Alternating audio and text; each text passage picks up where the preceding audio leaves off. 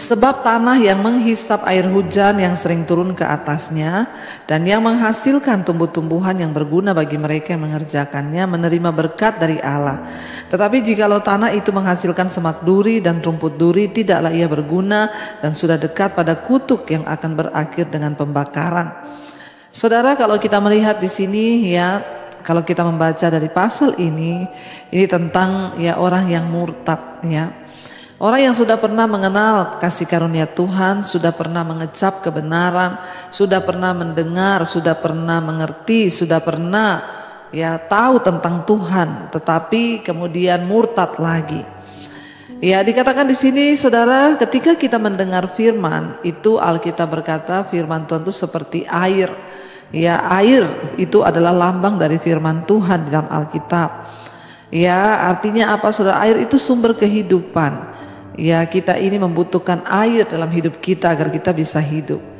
Nah, dikatakan di sini sebab tanah yang menghisap air hujan yang sering turun ke atasnya dan yang menghasilkan tumbuh-tumbuhan yang berguna bagi mereka yang mengerjakannya menerima berkat dari Allah.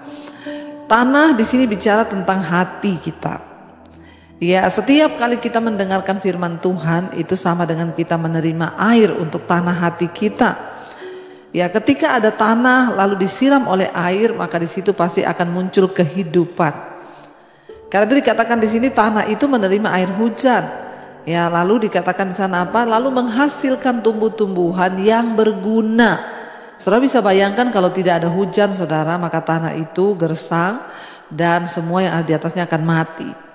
Tapi karena ada air hujan yang turun ke atasnya, ya, tanah itu bisa menimbulkan bahkan menjadi sumber kehidupan. Di dalam tanah itu ada unsur-unsur hara, unsur-unsur kehidupan di dalamnya. Nah, ketika ketemu dengan air, maka unsur-unsur kehidupan itu akan ya hidup dan bermunculan.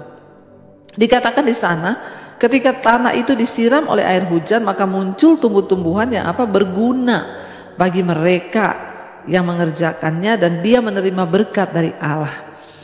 Ya, tanah hati kita ketika menerima firman tentunya hidup kita ini akan mengeluarkan buah-buah yang tentunya harusnya berguna bagi kehidupan orang, berguna bagi kehidupan sekeliling kita, berguna bagi banyak orang. Ya, karena kita sudah menerima air kehidupan yaitu firman Tuhan. Jadi sudah selayaknya ya seperti ibarat tadi ini, ya tanah itu menerima air hujan lalu menghasilkan tumbuhan dan buah-buahan yang berguna bagi orang. Ya, jadi harusnya kita ini ketika sudah sering mendengar firman, harusnya hidup kita ini juga berdampak bagi orang, berguna bagi orang. Percuma kita sebut diri Kristen kalau hidup ini tidak bisa dirasakan dampaknya bagi orang, saudara ya. Tetapi dikatakan jikalau tanah itu menghasilkan semak duri dan rumput duri, tidaklah ia berguna dan sudah dekat pada kutuk yang berakhir kepada pembakaran. Sebaliknya saudara, tanah yang sama ya, dia terimanya juga air hujan, tetapi yang keluar dari tanah itu bukan tumbuh-tumbuhan yang menghasilkan berkat, yang berguna bagi orang, justru yang hanya ditimbulkan oleh semak duri dan rumput duri. Ya, maka dikatakan di situ, maka tidak akan lama lagi, ya, karena dia tidak berguna, maka dia sudah dekat pada kutuk yang berakhir pada pembakaran. Kita sering melihat orang membakar hutan. Kenapa orang bakar lahan gambut itu? Karena rumput, isinya rumput duri, maka dibakar. Ya, tidak berguna, akan berakhir pada pembakaran. Saudara, kalau hidup kita di dunia ini tidak berguna bagi banyak orang, tidak ada dampak, bukan yang keluar buah malah semak duri, rumput duri. Nah, ini ayo kita introspeksi diri. Mari kita cek hari-hari ini hidup kita ini, apakah saya ini sudah berdampak bagi orang? Buah apa yang saya hasilkan dari hidup saya? Apakah hidup saya bisa dinikmati oleh suami, anak-anak, istri, anak-anak, keluarga besar saya? Apakah hidup saya ini sudah bisa dinikmati oleh orang lain? Itu yang harus menjadi tolak ukur di dalam kita menjadi orang percaya, saudara. Walaupun kita ini melayani, walaupun kita lama menjadi Kristen, kalau hidupmu itu tidak berdampak bagi orang lain, ya maka ya sorry aja, coba kita bertanya. Di dalam rumah saudara kita harus saling menolong, saling membantu. Kalau orang tua gini, anak juga mengalami masalah, ayo kita saling membantu.